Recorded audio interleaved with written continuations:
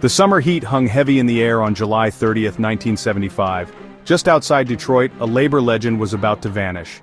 His name was Jimmy Hoffa. He was a giant in the Teamsters Union, a man who wielded power with an iron fist. He was also a man who made enemies. Powerful enemies. On that day, Hoffa disappeared. He was last seen at the Machu's Red Fox restaurant. He was never seen again. Hoffa's disappearance shocked the nation. How could someone so prominent simply vanish? The mystery deepened with each passing day. Whispers of foul play filled the void of information. Theories abounded, each more intriguing than the last. But one thing was certain: Jimmy Hoffa had vanished into thin air. The case quickly became a media sensation. Reporters from across the country descended on Detroit. They chased every lead, every rumor. The public was captivated. Everyone had a theory. The mystery of Jimmy Hoffa had gripped the nation's imagination. It seemed everyone had an opinion on what happened to the fiery labor boss. To understand the Hoffa mystery, one must understand the man. James Riddle Hoffa was born in 1913. He rose from humble beginnings to become one of the most powerful labor leaders in American history. He was a tough negotiator. He was a charismatic leader. He was also a controversial figure. Hoffa's rise was intertwined with the Teamsters Union.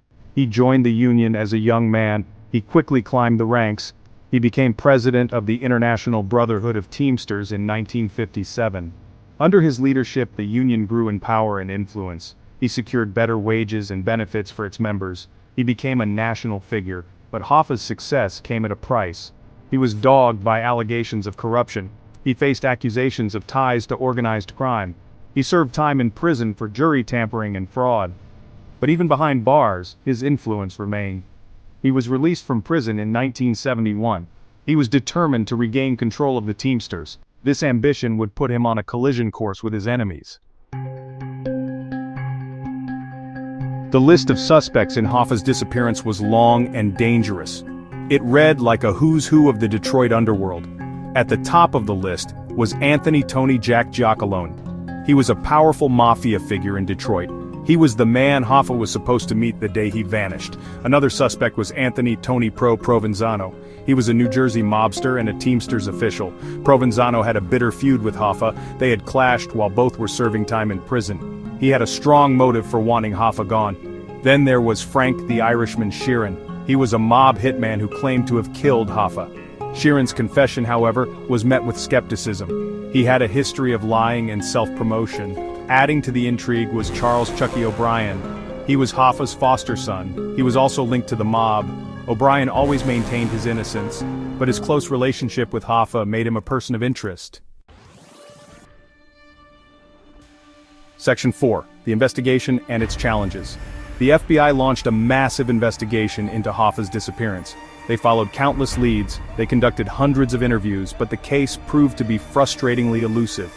Evidence was scarce. Witnesses were uncooperative. The trail ran cold. The investigation was hampered by the code of silence that shrouded the mafia. Those who knew what happened to Hoffa weren't talking.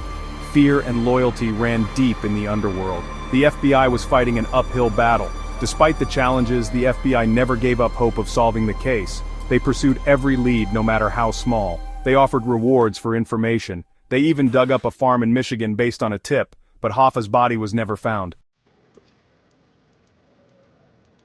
Section 5. The Enduring Enigma.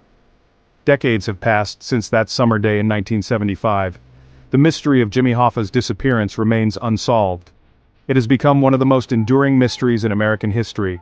The case continues to fascinate and frustrate in equal measure. Over the years, there have been numerous theories about what happened to Hoffa. Some believe he was buried under Giant Stadium in New Jersey. Others think he was entombed in concrete at a Detroit construction site. Still others speculate he was cremated or disposed of in a car crusher. The passage of time has done little to diminish the public's interest in the case. Books and documentaries continue to be produced, each offering new theories and insights. But the truth remains elusive. Jimmy Hoffa's disappearance remains an unsolved mystery. The case stands as a stark reminder of the power of organized crime. It also highlights the challenges of solving a crime when witnesses are silenced by fear. Until someone breaks the code of silence, the truth about Jimmy Hoffa's fate will likely remain buried with him.